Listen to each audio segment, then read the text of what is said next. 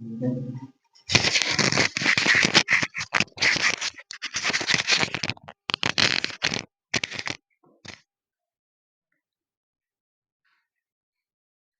प्रिय विद्यार्थियों, आप सब कैसे हैं? आशा करता हूँ स्वस्थ होंगे, पढ़ाई प्रति जागरूक होंगे। जैसा कि अभी आपने पिछली क्लास में हिंदी की क्लास ली थी, अब आपकी जो सेकंड क्लास आती है वो आती है जीके की। इसमें हमारे जो नरेश जी गुरुजी हैं, नरेश जी प्रजापत, उनके द्वारा अब आपको जीके की क्लास दी जाएगी। तो अधिक से अधिक संख्या में जो भी परीक्षार्थी एसटीसी की तैयारी कर रहे हैं वो अधिक से अधिक संख्या में जीके की क्लास लें और टॉपिक वाइज नोट करते जाएं। काफ़ी अच्छी, आप एक बार क्लास लेकर देखिए, आपको स्वयं पता चल जाएगा कि किस प्रकार से क्लास चलती है, किस प्रकार से पढ़ाया जाता है। भविष्य में आप बार बार हमारे चैनल पर आएंगे और जीके की क्लास लेने के लिए काफ़ी उत्साहित होंगे। तो आशा करता हूँ आप सभी जीके की क्लास लेने के लिए तैयार हैं। तो चलिए जीके की क्लास स्टार्ट करते हैं।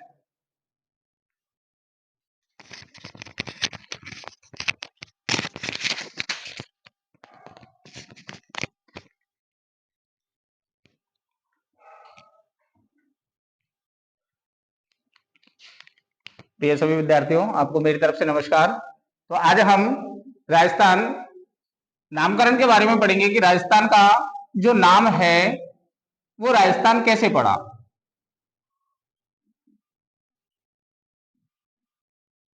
कि हमारा जो राज्य है, इस राज्य का नाम राजस्थान कैसे पड़ा, क्यों पड़ा, इसके पीछे क्या कारण थे। तो जैसे मैंने आपको यहां लिखा है ब्लैक बोर्ड पर कि राजस्थान का नामकरण कैसे पड़ा। तो सबसे पहले हमारा जो राज्य है, इस राज्य का जो नाम प्रशासनिक दृष्टि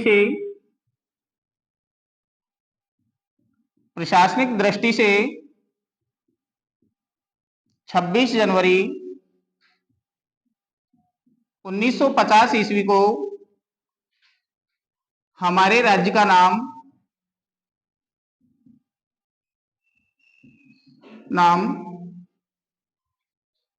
राजस्थान रखा गया।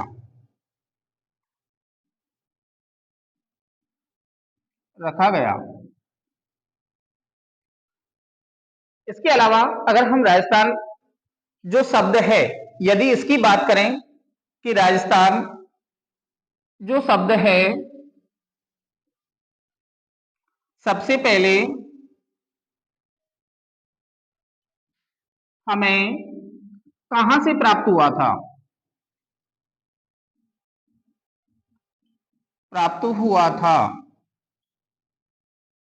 या राजस्थान जो शब्द है वो सबसे पहले किसने दिया था, हमें इस राजस्थान शब्द का जो उल्लेख है वो कहां से प्राप्त हुआ। तो इसकी यदि हम बात करें तो सबसे पहले देखिए, राजस्थान जो शब्द है हमारा, ये राजस्थान शब्द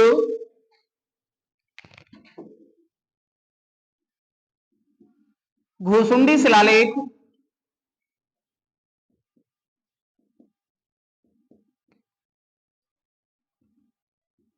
शिलालेख है जो चित्तौड़गढ़ में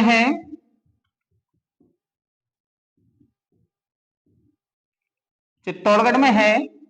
यहां हमें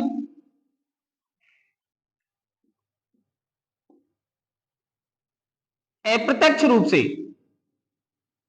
किस रूप से, अप्रत्यक्ष रूप से इस शिलालेख में,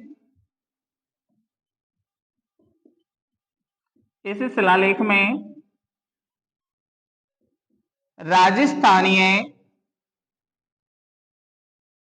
शब्द प्राप्त हुआ था।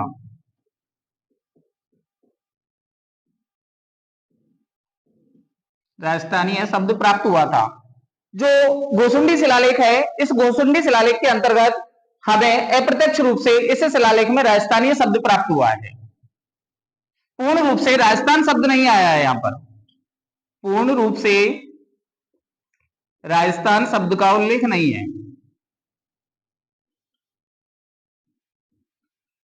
उल्लेख नहीं है।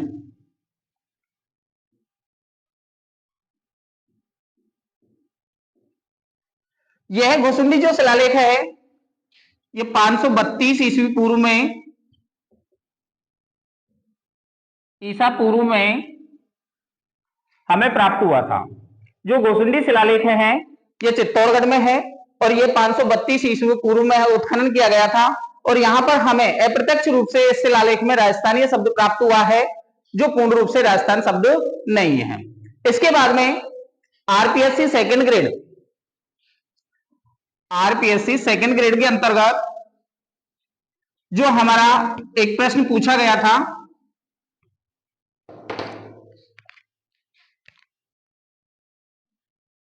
आरपीएससी सेकंड ग्रेड के अंतर्गत पूछा गया था कि राजस्थान शब्द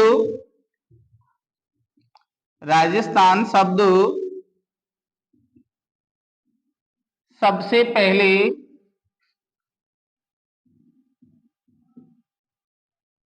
कहां से प्राप्त हुआ था, कहां से प्राप्त हुआ था। उसके ऑप्शन थे नंबर 1 रामगढ़ शिलालेख,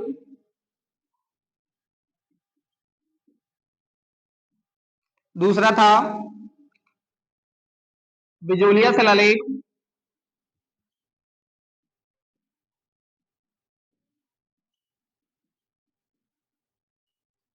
तीसरा था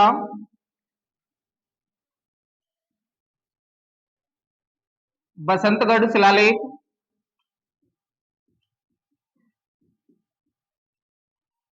और चौथा था जयपुर शिलालेख।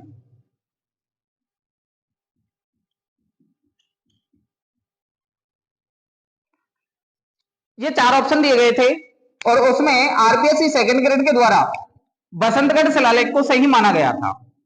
क्यों माना गया था?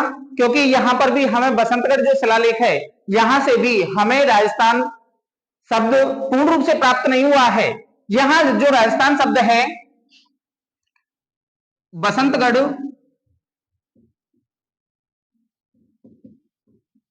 शिलालेख से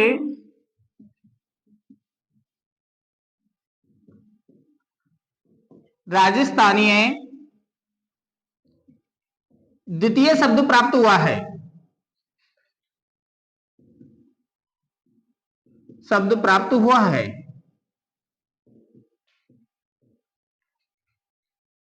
बसंतगढ़ शिलालेख 682 ईसा पूर्व में लिखा गया था और इसके अंतर्गत भी हमें अप्रत्यक्ष रूप से राजस्थान शब्द प्राप्त हुआ है। जैसे यहां राजस्थानीय द्वितीय लिखा हुआ है तो यहां राजस्थान यानी ये शब्द हमें प्राप्त तो हो रहा है लेकिन वो जो शब्द है वो लिखा हुआ है राजस्थानीय द्वितीय शब्द प्राप्त हुआ है जो 682 ईसा पूर्व में यहां पर भी हमें अप्रत्यक्ष रूप से प्राप्त हुआ है। तो यहां पर हमारा आंसर बसंतगढ़ शिलालेख होता है। तो इन दोनों में से कई बार पूछा जाता है कि राजस्थान शब्द सबसे पहले कहां प्राप्त हुआ था। यदि आपको बसंतगढ़ शिलालेख ऑप्शन में दे रखा है तो ये करना है और यदि बसंतगढ़ नहीं है, बसंतगढ़ नहीं है तो हमें गोसुंडी शिलालेख को करना है।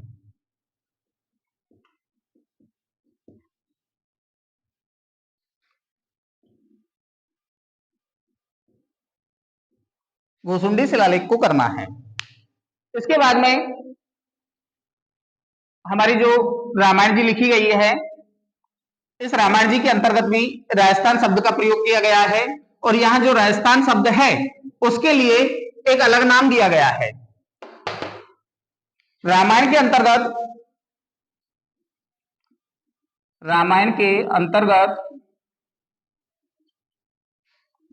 राजस्थान शब्द को या राजस्थान के लिए रामायण के अंतर्गत राजस्थान के लिए मरु कांता राय शब्द लिया गया है। मरु कांता राय शब्द लिया गया है। यह शब्द रामायण जी के अंतर्गत लिया गया है और रामायण जी के जो रचयिता हैं वो आपको पता है कि महर्षि वाल्मीकि थे। रामायण के रचयिता जो रचनाकार हैं इसके, वो कौन है? महर्षि वाल्मीकि जी है। इन महर्षि वाल्मीकि जी ने जो राजस्थान जो क्षेत्र है उस क्षेत्र के लिए रामायण जी के अंतर्गत क्या शब्द प्रयोग किया? मरुकांतारा शब्द का प्रयोग किया गया था। इसके अलावा मैंने आपको एक चीज बताई अभी कि जो हमारा राज्य है जिसका नाम राजस्थान है, इसको हम राज्य का दर्जा कब दे सकते हैं या इसे राज्य कैसे कह सकते हैं? तो देखिए मैं आपको बता रहा हूं मैप के द्वारा।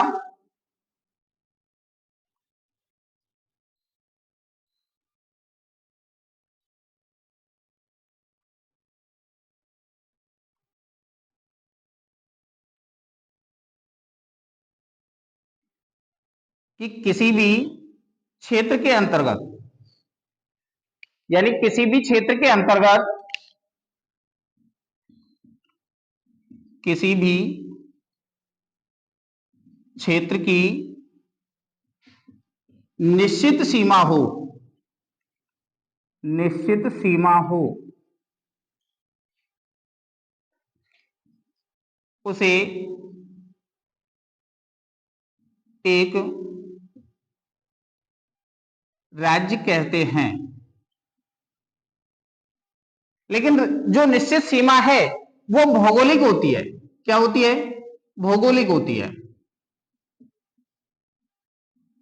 और इस जो क्षेत्र है भारत के अंतर्गत, जो ये क्षेत्र है जिसकी एक निश्चित सीमा कर रखी है, ये क्षेत्र हमारा एक क्षेत्र विशेष है, इसको हम राज्य कह सकते हैं। लेकिन इसको राज्य को प्रशासनिक जो दर्जा है, प्रशासनिक जो दर्जा प्राप्त हुआ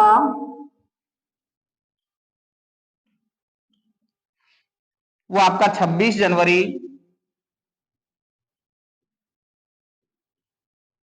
1950 को प्राप्त हुआ। इसको प्रशासनिक जो दर्जा है वो 26 जनवरी 1950 को प्राप्त हुआ, क्योंकि हमारे संविधान के अंतर्गत, यानी संविधान में जो हमारा संविधान में प्रथम जो अनुसूची है उसके अंतर्गत कहा गया है कि भारत राज्यों का संघ है। क्योंकि यदि हम थोड़ा सा और चर्चा करें इसकी, तो आपको पता है कि आजादी से जो पहले, आजादी से जो पहले की यदि हम बात करें कि आजादी से पहले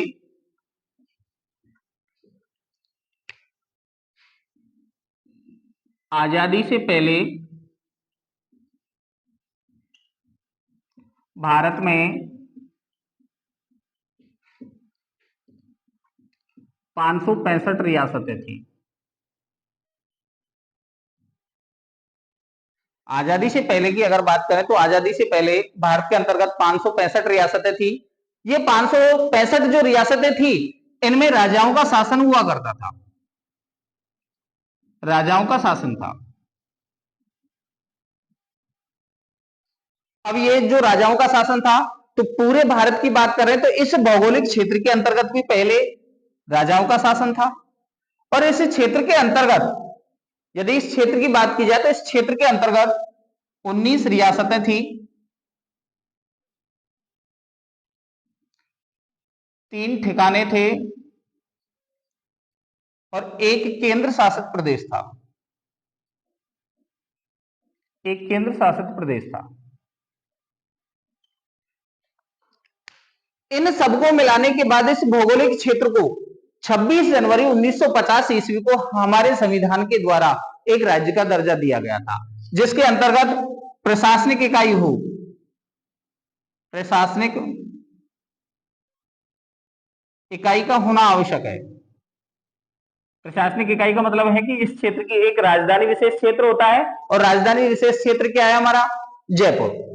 यानी इस राज्य की जो राजधानी है वो क्या है? जयपुर है। अब इसके अलावा हम बात कर रहे थे कि राजस्थान के नामकरण की चर्चा कर रहे थे। ये मैंने आपको बीच में थोड़ा सा समझाया कि इस क्षेत्र विशेष का नाम राजस्थान कैसे पड़ा, क्यों पड़ा, क्या कारण था, इसके बाद में आगे हम जब चलते हैं तो आगे हमें प्राप्त हुआ कि एक अंग्रेज व्यक्ति था जॉर्ज थॉमस। इस जॉर्ज थॉमस ने इस राज्य को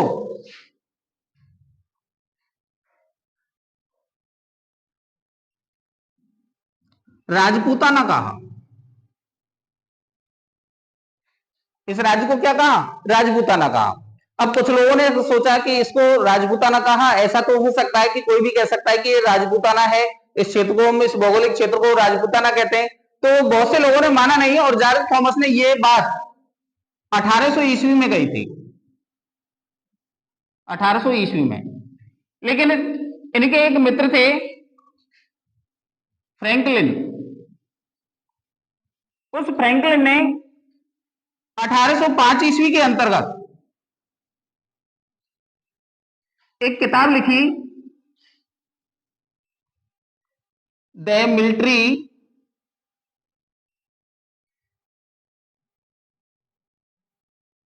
मिलिट्री ऑफ जॉर्ज थॉमस।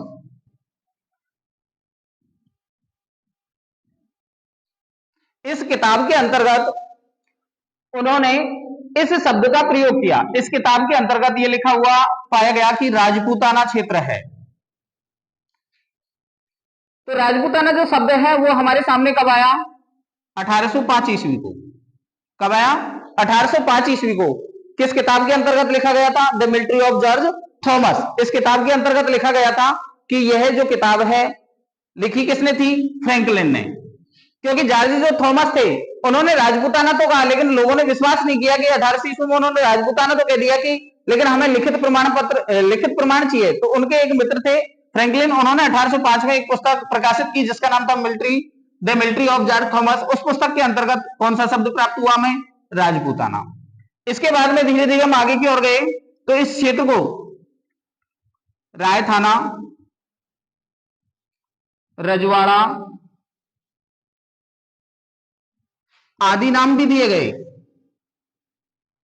और ये जो शब्द हैं ये कर्नल टॉड ने कहा। रायथाना, रजवाड़ा आदि जो नाम है ये कर्नल टॉड ने कहा था और कर्नल टॉड ने ये 1829 ईस्वी में कहा। और इनकी भी एक पुस्तक थी जिसका नाम था annals and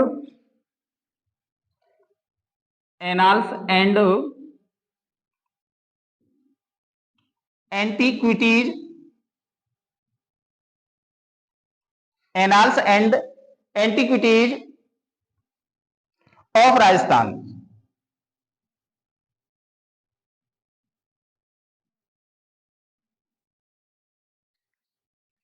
annals and activities of Rajasthan, ये इनकी पुस्तक थी। इस पुस्तक में इन शब्दों का समावेश किया गया कि ये रायथाना है, रजवाड़ा है, ये आदि नामों से जाना गया। कर्नल टॉड को आप लोगों को पता है कि कर्नल टॉड को घोड़े वाला बाबा कहा जाता है।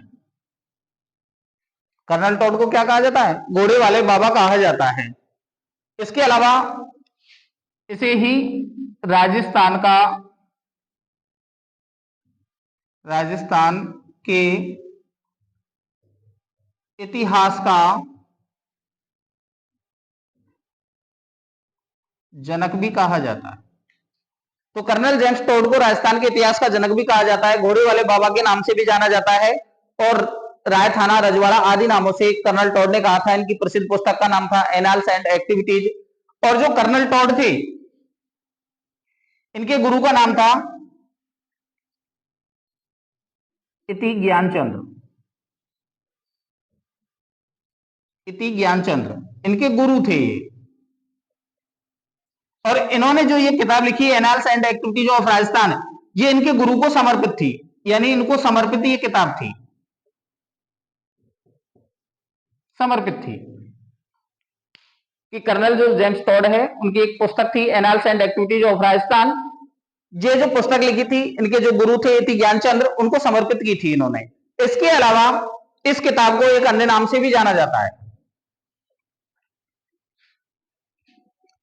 जो एनाल्स एंड एक्टिविटीज जो किताब है, जो कर्नल जेम्स टॉड के द्वारा लिखी गई है, इस किताब को हम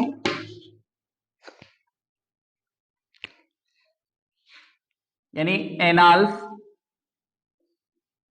एंड एंटिक्विटीज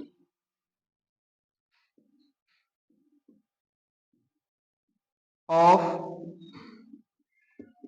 राजस्थान, इस किताब का दूसरा नाम या उपनाम, इस किताब का जो अन्य नाम या उपनाम है वो central and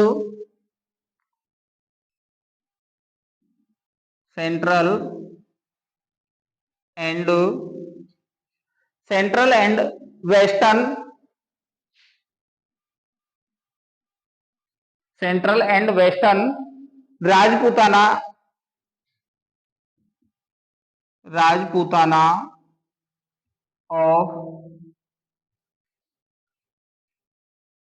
Rajputana state of India है। राजपूताना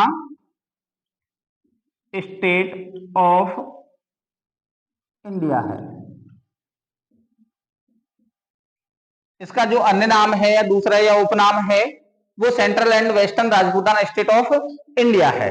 ये इनकी annals and activities of Rajasthan थी, इस पुस्तक का दूसरा नाम था। तो इस पुस्तक के अंतर्गत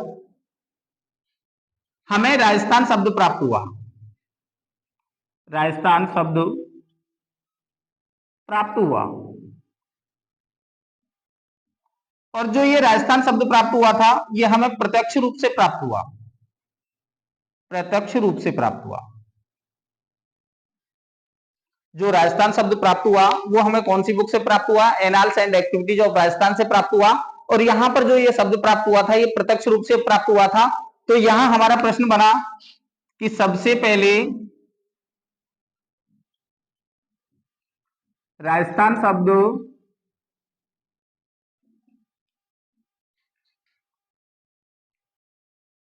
कर्नल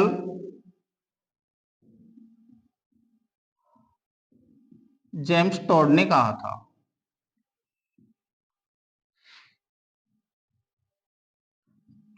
तो जो हमारा राजस्थान का जो नामकरण पढ़ रहे थे उसमें राजस्थान शब्द की जो हमने प्रस्तुति प्राप्त की थी कि राजस्थान जो शब्द है वो कहां से प्राप्त हुआ है, राजस्थान शब्द सबसे पहले किसने कहा? तो राजस्थान जो शब्द है वो सबसे पहले किसने कहा? कर्नल जेम्स टॉड ने कहा था। और इनकी जो पुस्तक जो है हमारी annals and activities of Rajasthan, उसके अंतर्गत ये स्पष्ट रूप से हमें प्राप्त हुआ कि राजस्थान जो शब्द है वो हमें प्रत्यक्ष रूप में प्राप्त हुआ। और जो ये किताब थी ये इनके गुरु इति ज्ञानचंद्र जी थे, उनको समर्पित थी।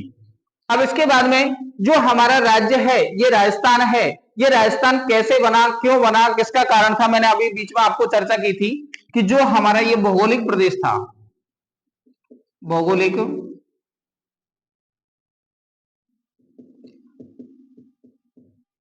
भौगोलिक प्रदेश था, इस प्रदेश के अंतर्गत 19 रियासतें थी, 3 ठिकाने थे और एक केंद्र शासित प्रदेश था।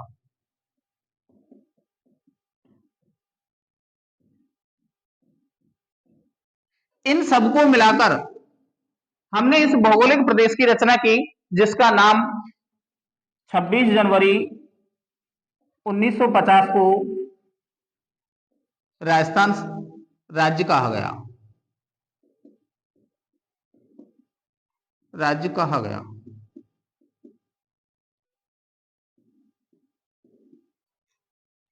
जो हमारा ये भौगोलिक जो प्रदेश था इस प्रदेश के अंतर्गत 19 रियासतें, 3 ठिकाने, एक केंद्र शासित प्रदेश थे। और 26 जनवरी 1950 को हमारे संविधान के द्वारा ये निर्णय लिया गया कि इस राज्य का नाम क्या होगा? राजस्थान। इस भौगोलिक प्रदेश का नाम क्या होगा? राजस्थान होगा।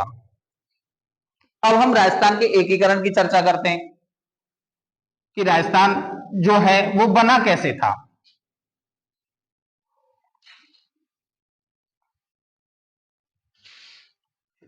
तो राजस्थान के एकीकरण के अंतर्गत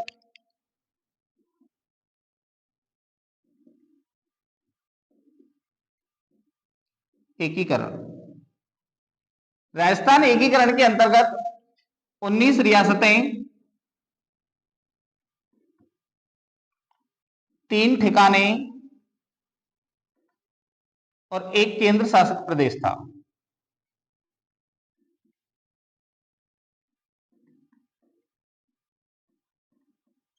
जिसमें 3 ठिकाने थे आपके लावा,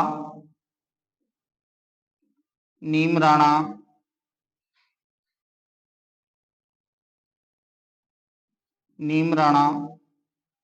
और कुशलगढ़, और एक जो केंद्र शासित प्रदेश था वो था आपका अजमेर, मेरवाड़ा। ये अजमेर जो मेरवाड़ा था, यहाँ पर जो हमारी 1857 की क्रांति की जब हम चर्चा करेंगे तो उसमें अंग्रेजों का जो शस्त्रागार था वो इस केंद्र शासित जगह पर निर्मित था। तो वो चीजें हम बाद में पढ़ेंगे, पहले हम इसकी चर्चा कर रहे हैं कि जो राजस्थान का एकीकरण किया गया था या राजस्थान जो हमारा बनाया गया था उस समय 19 रियासतें थी, 3 ठिकाने थे, 1 केंद्र शासित प्रदेश था। इन सभी को मिलाकर हमने हमारे राज्य का निर्माण किया। हमारे राज्य का निर्माण किया।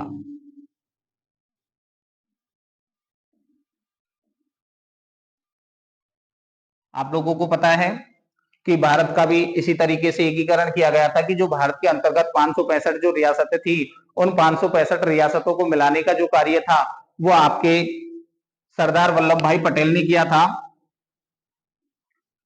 सरदार वल्लभ भाई पटेल ने किया, जिसके कारण इनको लौह पुरुष कहा गया। लौह पुरुष कहा गया,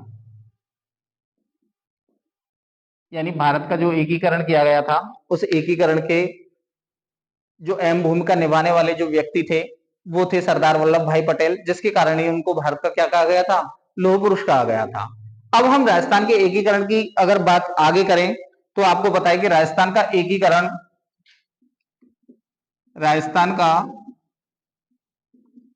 एकीकरण 7 चरणों में पूर्ण हुआ था। 7 चरणों में पूर्ण हुआ। राजस्थान का एकीकरण राजस्थान के एकीकरण की शुरुआत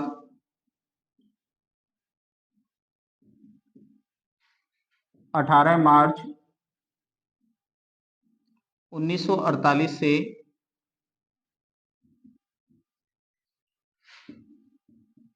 प्रारंभ हुई और 1 नवंबर 1956 को पूर्ण राज्य बना।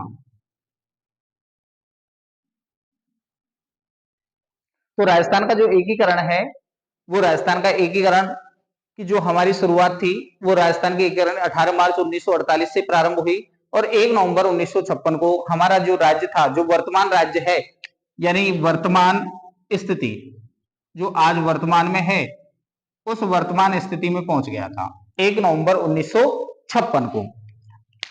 अब इसके लिए जो राजस्थान का एकीकरण है इसकी अगर हम थोड़ी और आगे चर्चा करें तो देखिए इन 7 चरणों में हमारे 7 चरण कौन कौन से हुए थे।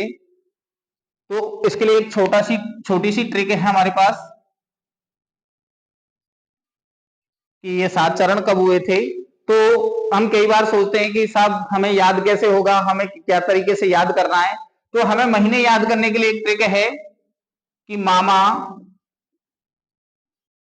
अभी मामी लाए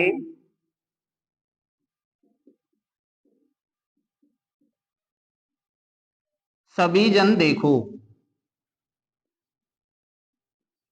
इसके लिए महीनों की एक ट्रिक है कि मामा अभी मामी लाए सभी जन देखो। तो इसमें जो माँ 3 बार मामा आ रहा है तो एक माँ का मतलब होता है मार्च, और इसमें एक मी आ रहा है, इसका मतलब होता है मई, और अभी आ रहा है यानी ए आ रहा है, इसका मतलब होता है अप्रैल। जे का मतलब जनवरी और ने का मतलब नवंबर। अब हम निकाल सकते हैं इसमें महीनों की ट्रिक। तो इसके लिए तारीख याद करने के लिए है, तारीख के लिए है कि 18, 25, 18, 30, 15, 26, 1। ये हमारे 7 चरण हो गए, 18, 25, 18, 30, 15, 26, 1। महीने की अगर हम बात करें तो देखो मैंने बताया कि माह का मतलब मार्च, तो मार्च हो गया। सन कब है हमारा 1948। उसके बाद में दोबारा माह आ रहा है तो मार्च ही आएगा, तो ये भी मार्च हो गया। और इस मार्च में भी कब है, वर्ष वही चल रहा है 1948। उसके बाद में अप्रैल आ रहा है, तो अप्रैल मार्च के बाद अप्रैल ही आता है, तो यहां पर भी अप्रैल, अप्रैल भी कब हो जाएगा 1948। लेकिन उसके बाद में वापस क्या आ रहा है, मार्च आ रहा है। वापस जब यदि मार्च आ रहा है तो मार्च में हमारा सन चेंज हो जाएगा कि मार्च 1949। फिर मार्च के बाद में मई, यानी अप्रैल मई आ रहा है, तो 15 मई 1949। अब मई के बाद में डायरेक्टली क्या आ रहा है 26, और 26 में भी क्या आ रहा है जनवरी, तो 26 जनवरी 1950। और यहां पर 1 नवंबर 1956। ये आपके 7 चरणों की तारीखें हैं कि हमारा जो राजस्थान का एकीकरण हुआ, उस एकीकरण के अंतर्गत कौन कौन सी तारीखों में, कौन कौन से महीने में और कौन से वर्ष में हुआ था। तो आपका जो प्रथम चरण है वो प्रथम जो चरण है वो 18 मार्च 1948 को प्रारंभ हुआ। द्वितीय चरण आपका 25 मार्च 1948 को हुआ। तीसरा जो चरण है आपका वो 18 अप्रैल 1948 को हुआ। चौथा जो चरण है वो आपका 30 मार्च 1949 को हुआ। पांचवा जो चरण है आपका वो 15 मई 1949 को हुआ। छठा जो चरण है वो आपका 26 जनवरी 1950 को हुआ। और सातवां जो चरण है वो आपका 1 नवंबर 1956 को, जो वर्तमान स्थिति है, ये हमें प्राप्त हुई हमारे राज्य की। आगे की चर्चा हमारा जो अगला कल का जो क्लास होगी उस क्लास के अंतर्गत करेंगे।